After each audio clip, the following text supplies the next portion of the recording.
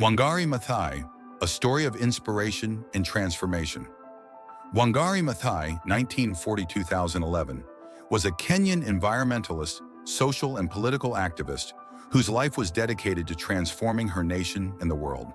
She stood out as the first African woman to win the Nobel Peace Prize in 2004 for her pioneering work in environmental sustainability, women's rights, and democratic governance. Childhood and education. Wangari was born on April 1, 1940, in Ihithi, a village in Nyeri County, Kenya. Coming from a humble family of Kikuyu farmers, she grew up connected to the land and agricultural traditions. She was a brilliant student, and with her family's support, she attended school during a time when women faced enormous educational barriers. She was among the few Kenyans selected for the African Scholarship Program initiated by U.S. President John F. Kennedy in 1960. Wangari studied biology at Mount St. Scholastica College in Kansas, USA, where she excelled. Later, she earned a master's degree at the University of Pittsburgh and became the first East African woman to obtain a PhD in biology from the University of Nairobi in 1971. Career and early activism. After returning to Kenya, Wangari began teaching at the University of Nairobi, where she faced gender discrimination, but rose to become the first woman to chair the zoology department. She soon recognized that the challenges faced by rural communities, such as hunger, deforestation, and environmental degradation, were deeply tied to the oppression of women. In 1977, she founded the Greenbelt movement, initially aiming to encourage women to plant trees to combat soil erosion and secure resources for their families. The Greenbelt movement.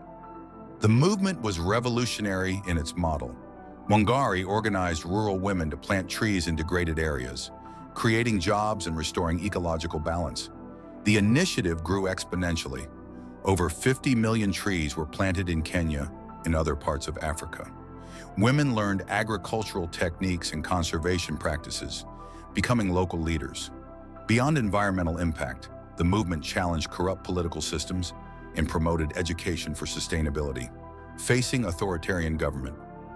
During the 1980s and 1990s, Kenya was under the authoritarian rule of Daniel Arap Moi.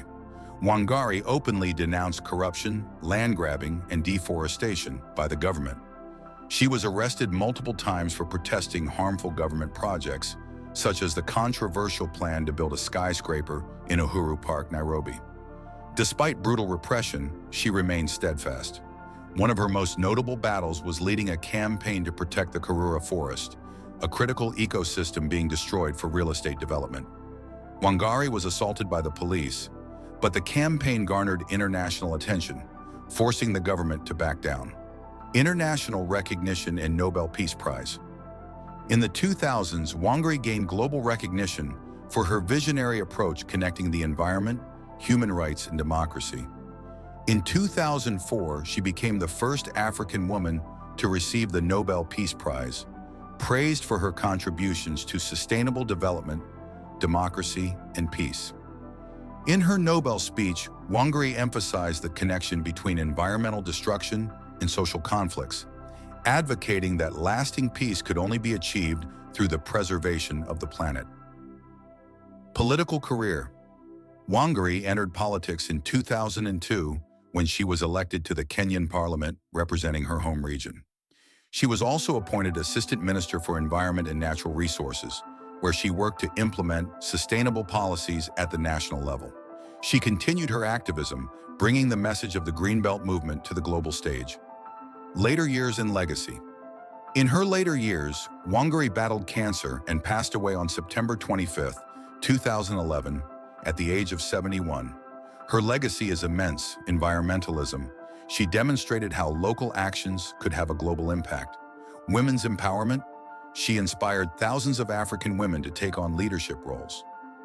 Education and sustainability. She created a replicable, community-based sustainability model. Today, the Greenbelt movement remains active, and Wangari's work is studied and celebrated worldwide. Wangari Maathai didn't just plant trees. She planted hope and resilience, showing that profound change begins with simple steps, like caring for the earth.